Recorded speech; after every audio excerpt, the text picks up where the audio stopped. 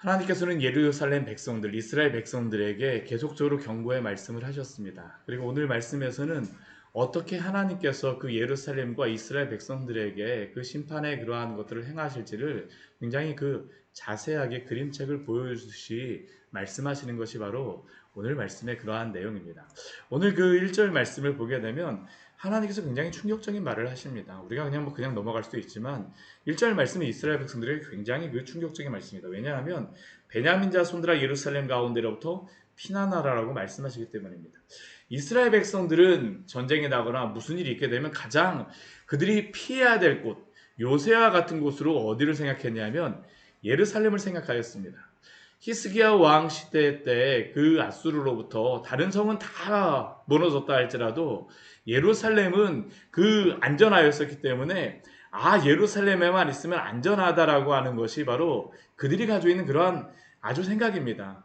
예루살렘이라고 하는 것은 결코 무너지지 않을 성. 그런데 하나님께서 오늘 말씀 보면 무엇이라고 말씀하시냐면 베냐민 자손들에게 예루살렘 가운데로부터 피난하라라고 명령하십니다.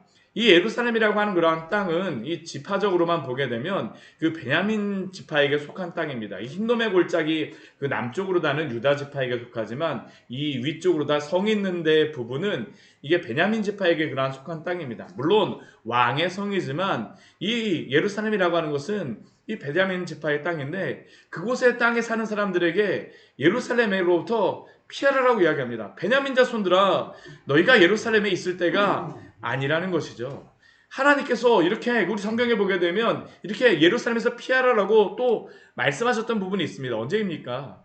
예수님께서 멸망에 가증한 것이 선 것을 보거든 너희가 예루살렘 성에서 피하라라고 말씀하셨었죠. 그때에는 로마가 침략할 것이 또 앞에 있었고 하였기 때문에 예수님께서 단기적으로 그러한 것들에 대해서 피하라라고 미리 경고하신 것이라고 할 수 있는데 오늘도 말씀하십니다. 베냐민 자손들아 예루살렘 가운데로부터 피난하라. 두고와 백하게넴에서 깃발을 들라라고 이야기합니다. 유다 지파 그 지역의 그러한 곳인데 깃발을 들고 다 같이 피난하라고 이야기합니다. 왜냐하면 재앙과 큰 파멸이 북방에서 엿보아서 오기 때문입니다. 그들이 이 예루살렘에 머물 때가 아니라 피해야 될 때입니다. 근데 사실 이 말을 아무리 들어도 어떻습니까? 쉽게 들리진 않습니다. 오늘 우리가 비가 많이 오면서 이러한 여러 가지 우리 민족이 큰 고난과 또 수해를 입고 있는데 우리가 그 수해가 일어난 그러한 것들을 보게 되면 신문들을 보게 되면 그 원인들을 보게 되면 어떻습니까? 거기에 벌목을 해갖고 나무가 없어졌다든가 어떤 이유들 때문에 그러한 것들을 말하잖아요. 그런데 그러한 것들이 경고가 되어지고 피해야 됨에도 불구하고 사실 그게 우리가 쉽게 그러한 이야기를 듣고 피해지지가 않습니다. 왜냐하면 어제까지만 해도 멀쩡했기 때문입니다. 지난 수십 년 동안 아무런 문제가 없었기 때문입니다. 이스라엘 백성들도 그렇습니다. 몇백 년 동안 다른 곳은 다 무너졌어도 예루살렘은 괜찮아. 예루살렘은 괜찮아. 근데 하나님이 그곳에서 피하라고 말씀하시죠. 이러한 곳에서 어떠한 일이 벌어질 것입니까? 하나님께서 4절부터 우리 8절까지의 말씀해 보게 되면 예루살렘을 어떻게 치실지를 말씀하십니다. 근데 이렇게 칠 것을 말씀하시고 명령하시는 분이 하나님이십니다. 하나님께서 이 예루살렘을 향하여서 명령하시죠. 바벨론이 북방에서 내려오는 바벨론을 향하여서 명령하시는 겁니다. 이 바벨론의 왕 느부갓네살이 아니라 하나님이 명령하시죠. 우리 4절 말씀 같이 한번 읽어보도록 하겠습니다. 너희는 그를 칠 준비를 하라. 일어나라 우리가 정오에 올라가자. 아하 가깝다. 날이 기울어 저녁그늘이 길었구나. 여기에 보게 되면 너희는 그를 칠 준비를 하라라고 말합니다. 이렇게 칠 준비를 하라라고 말씀하시는 분이 누굴까요? 하나님이시라는 겁니다. 물론 그들의 왕이 그렇게 명령할지 모르지만 그런데 이것을 명령하시는 분은 하나님이시라는 겁니다. 그 내부적으로 어떻습니까? 여러 가지 일들이 많습니다. 우리가 정오에 올라가자. 그 정오에 올라가려는데 아깝구나. 날이 기울어서 저녁 그늘이 길어졌으니까 우리가 지금은 올라가면 안 되겠다. 또 무엇이라고 합니까? 일어나라 우리가 밤에 올라가서 그 요새를 헐자도다. 낮에 못했으니까 밤에라도 올라가자. 하나님께서 이렇게 그들에게 명령하시죠. 하나님이 계속적으로 명령하십니다. 어떻게 그것을 칠지도 명령하세요. 만군의 여호와께서 이와 같이 말하노라. 무엇을 명령하십니까? 너희가 나무를 베라라고 이야기합니다. 왜 나무를 베라라고 이야기할까요? 예루살렘을 향하여서 목책을 만들기 위하여서입니다. 목책. 이 목책이 토성인데 실제로 다 우리 열왕기 하 말씀에 보게 되면 이 바벨론 군사들이 토성을 쌓습니다. 그 주변으로도 토성을 쌓고 또한 공성태와 같은 그러한 무기들을 만들어서 이 성을 무너뜨리려고 합니다. 이 아수르 시대에서부터 예전에는 이 가나안 시대의 전쟁은 어떻게 전쟁을 하는 거냐면 원래는 이들이 그냥 성에 가게 되면 성을 치기가 무너뜨리기가 어려우니까 그냥 쭉 둘러섭니다. 안에서 식량 떨어질 때까지 물 떨어질 때까지 끝까지 기다리는 겁니다. 우리나라도 보게 되면 여기 세마대에서 그 성에 딱 들어가 있는 사람들 침략한 그러한 군인이 봤을 때 그 쌀을 가지고 씻어갖고 왜군이 저게 물이 있어서 도망갔다는 그런 기록이 있는데 여기도 그런 겁니다. 예전에는 그랬습니다. 그냥 여기에 물이 없고 그 쌀 떨어질 때까지 양식 떨어질 때까지. 근데 이제는 전쟁의 방법이 바뀌었습니다. 공성태와 같은 것들을 만들고 또한 이 토성들을 쌓아갖고 성을 점령하는 방법들을 만들어낸 겁니다. 기다리지 않습니다. 하나님께서 이들에게 명령하시죠. 나무를 베어서 예루살렘의 그 주변에 나무를 베어서 예루살렘을 함락할 목책을 만들고 토성을 쌓고 그것을 점령하라고 말씀하십니다. 왜 그렇습니까? 이 성이 벌받을 성이 되었기 때문입니다. 그 성 안에서 포악한 것밖에 없기 때문입니다. 예루살렘이라고 하는 그러한 성 이름 자체가 샬롬의 마을입니다. 이르라고 하는 게 이게 마을 도시라는 의미고 그 샬렘이 평화라는 그런 의미인데 샬롬의 마을이 벌받을 성이 되었고 포악의 도시가 되었습니다. 왜 그럴까요? 우리 7절 말씀에 보게 되면 그 원인이자 그 예루살렘의 그 모습을 우리에게 이렇게 말합니다. 샘이 그 물을 솟구쳐낸 같이 그가 그 악을 드러내니. 예루살렘이라고 하는 이 성은 원래 하나님의 평강과 하나님의 평화가 넘쳐나야 되는 그런 성입니다. 에스겔 선지자에게도 환상 가운데 보여주셨던 가장 마지막의 환상이 그 예루살렘 성에서 이렇게 샘물이 흘러나가는 그러한 곳인데 이 예루살렘이 어땠습니까? 지금은 악밖에 나오지 않습니다. 우리가 그 이유를 앞에서 보았죠. 예레미야 2장 말씀에 보게 되면 생명의 근원 대신 하나님을 버리고 그들이 스스로 웅덩이를 팠기 때문이다라고 우리에게 말씀해 주셨는데 그들이 스스로 웅덩이를 판 그곳에서 무엇만 나오는 겁니까? 악만 나옵니다. 하나님을 버렸기 때문에 더 이상 이러한 그 평안이나 평강이 나오지를 않습니다. 솟구쳐 나오는 그러한 것이 샘이 평안의 그러한 기쁨의 그러한 즐거움의 곳이 아니라 악만 나옵니다. 하나님을 버렸기 때문입니다. 폭력과 탈취가 그곳에서 나오고 질병과 살상이 그 앞에서 계속된다라고 말씀하고 있습니다. 오늘도 동일합니다. 오늘도 동일합니다. 저는 그리스도인들이 하나님을 버리게 되면 더 큰 악을 행할 수 있다고 생각을 합니다. 우리 성경을 보면 사실은 그 말씀 우리에게 말씀하고 있는 겁니다. 왜 그럴까요? 예수 그리스도를 믿고 구원을 받았다라고 하는데 마음속에서는 구원을 받았다라고 생각하는 그 마음만 가지고 있다면 어떻게 되겠습니까? 하나님에 대한 그러한 구원에 대한 소망은 있으나 내가 죄악을 범하여도 괜찮다라고 하는 그 마음이 마음에 있게 되면 어떡할까요? 악을 행하여도 끄떡없는 겁니다. 예루살렘에만 있으면 아무리 악을 행해도 괜찮다라고 하는 그런 마음이 이들 마음속에 자리 잡고 있는 겁니다. 우리가 혹시 그렇지 않습니까? 구원을 받았다라고 하는 그러한 마음 자체가 우리가 행하는 그러한 죄악을 향하여서 위안을 주고 타협하게 하고 있지 않습니까? 오늘 하나님께서 분명히 말씀하시죠. 샘이 그 물에 솟구쳐낸 같이 하나님이 그 안에 있느냐 없느냐가 우리에게 중요한 것이지 우리가 그 안에 있냐라는 게 중요한 게 아닙니다. 우리가 예배만 참석하기 때문에 무엇만 하기 때문에 우리 외적인 그러한 부분으로 만족하지 마십시오. 날마다 주 안에 거하시기를 축원합니다. 오늘도 하나님께서는 말씀하시죠.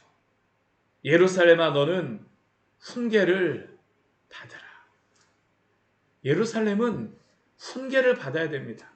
그냥 예루살렘 안에 거하는 게 문제가 아니라 하나님의 말씀을 듣고 돌아와야 합니다.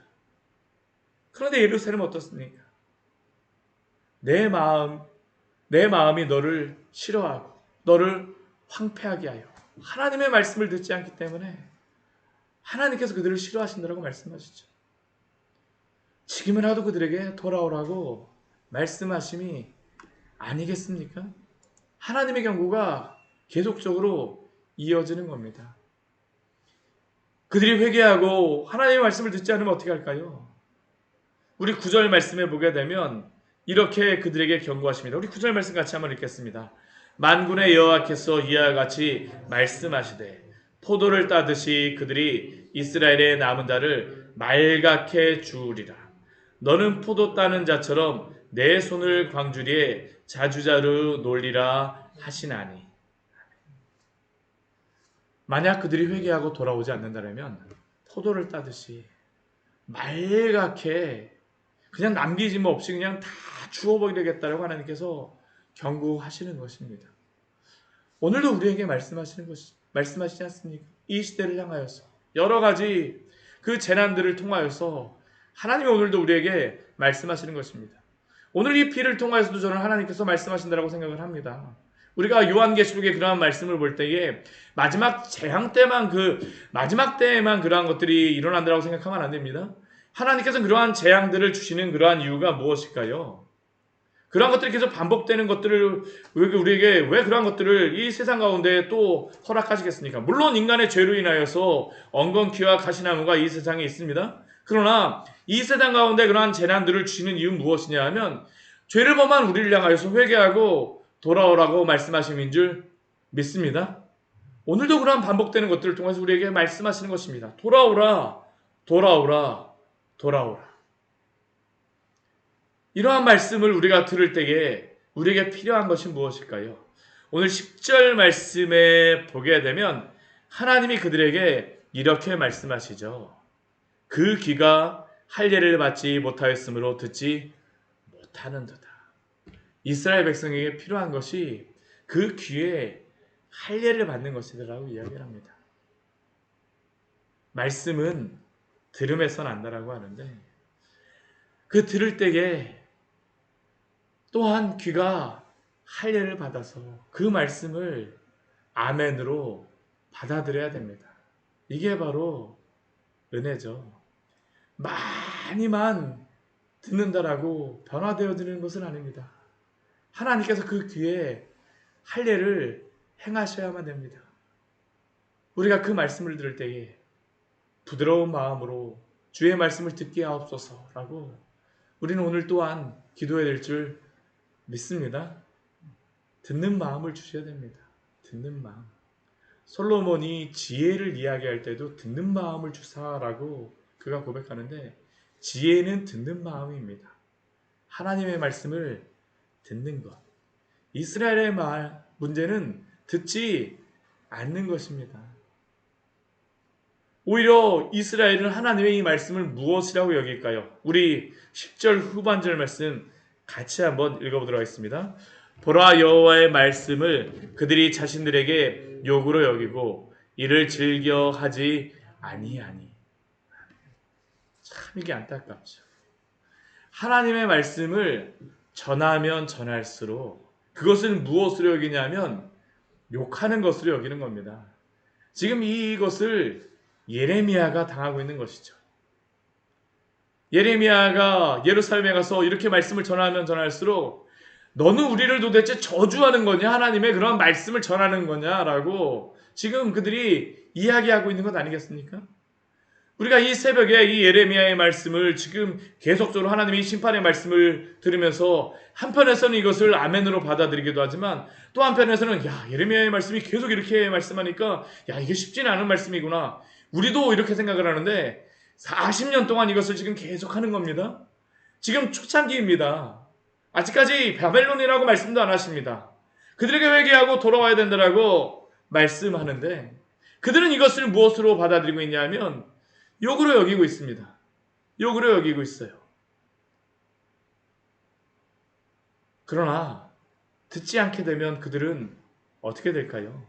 우리 11절, 12절 말씀 보게 되면 듣지 않는 그들 아이들이든지 모인 청년들이든지 남편이든지 아내든지 나이 든 사람 늙은이가 듣지 않으면 다 잡혀갈 것이다라고 하나님께서 경고하십니다.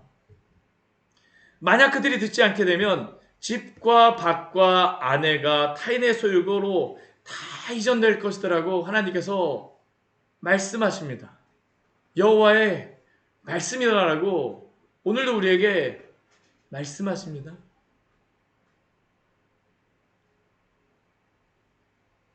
이것은 오늘 이 시대에도 하나님이 말씀하시는 것입니다. 예수님이 언제 오실지 모르지만 그러나 예수님은 곧 오십니다. 곧 오십니다. 언제 오실지 모르지만 곧 오십니다. 우리는 날마다 예수님이 언제 오실지 또한 그 날을 언제 오실지 알지 못하지만 그러나 그 날이 반드시 오시리라는 것을 생각하며 깨어서 준비해야 될 줄 믿습니다. 이게 오늘 우리에게도 주시는 그러한 말씀이죠. 그러나 이스라엘 백성들은 무엇이라고 이야기합니까? 그들이 그렇게 하는 이유가 있죠. 우리 13절 말씀해 보게 되면 그들이 하나님의 말씀을 듣지 않고 가장 작은 자로부터 큰 자까지 다 탐욕을 부립니다. 예루살렘 안에서 이 악이 계속 샘솟친다고 하는데 작은 자로부터 큰 자까지 다 탐욕을 부립니다. 한 명이 그 줄을 안 서게 되면 다 그렇습니다. 우리 그렇지 않습니까? 줄 무너지는 거 아주 쉽죠. 누군가 한 명 들어가서 딱하게 줄 서기 시작하면 아우 내가 손해보겠다라고 생각하면 또다시 들어가 또다시 들어가고 이게 뭐 명절 때에도 이 차가 쭉 줄 서갖고 들어가는데 한 명이 이렇게 들어가서 새치기 하는 그런 것들을 보게 되면 어떻습니까? 한두 명 들어가는 게 어렵지 한 번 들어가기 시작하면 다 들어가기 시작합니다. 작은 자로부터 큰 자까지 다 탐욕을 부리고 있는 게 바로 예루살렘의 모습입니다. 심지어는 선지자로부터 제사장까지 다 거짓을 행합니다. 가장 큰 문제는 선지자들과 제사장들이죠. 왜 그렇습니까? 우리 14절 말씀 같이 한번 읽겠습니다. 그들이 내 백성의 상처를 가볍게 여기면서 말하기를 평강하다 평강하다 하나 평강이 없도다. 아멘. 이 예루살렘이 무너진 이유가 바로 이것입니다. 아무리 가서 하나님의 말씀을 전하여도 평강하다 평강하다 평강하다라고 이야기하고 있습니다. 선지자들이 평강할 것이라고 이야기합니다. 예레미야의 말을 듣지 않아도 돼. 평강해. 제사장들도 그냥 이러한 그 예배에만 제사만 드렸으니까 평강할 거야. 괜찮을 거야. 그냥 스스로 위로합니다. 그러나 그곳에 평강이 없다라고 이야기합니다. 스스로 상처를 가볍게 여기고 평강하다라고 하는 것으로서 문제가 해결되지 않는다라고 하나님께서 말씀하십니다. 그들에게 지금 필요한 것은 무엇일까요? 우리 15절 말씀해 보게 되면 부끄러워해야 된다라고 이야기합니다. 부끄러워야 된다라고 이야기를 해요. 하나님의 이 말씀을 듣고 자신의 죄를 회개하고 돌아와야 되는데 평강하다 평강하다라고 하니까 회개하지 않고 돌아오지 않는 것입니다. 사랑하는 성도 여러분, 오늘 하나님께서 이 예레미야 말씀을 통하여서 주시는 이 말씀을 듣고 또한 우리의 죄에서 돌이켜서 하나님께로 나아가시기를 바랍니다. 날마다 우리는 깨어 있어야 됩니다. 우리의 죄를 회개하며 주님을 붙드십시오.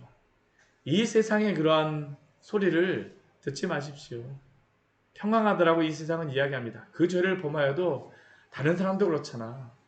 그리스도인들이 무너지고 교회가 무너지는 것은 저는 이 소리 같아요. 다른 교회도 다 그렇게 하잖아. 다른 성도도 다 그렇게 하잖아. 목사님도 그렇게 하잖아. 장로님도 그렇게 하잖아. 권사님도 그렇게 하잖아. 집사님도 그렇게 하잖아. 예전에 너가 그랬잖아. 아닙니다. 오늘 주 예수 그리스도를 붙드시고 믿음으로 살아가시기를 축원합니다. 우리에게는 날마다 오늘의 은혜로 살아갑니다. 오늘의 은혜로 살아가야 합니다. 같이 기도하도록 하겠습니다. 하나님 아버지, 오늘 말씀을 통하여서 우리에게 또한 경고의 말씀을 주시니 감사합니다. 평강하다 평강하다 말하면서 날마다 반창고만 붙여주었던 그러한 예루살렘의 선지자들, 그러나 하나님께서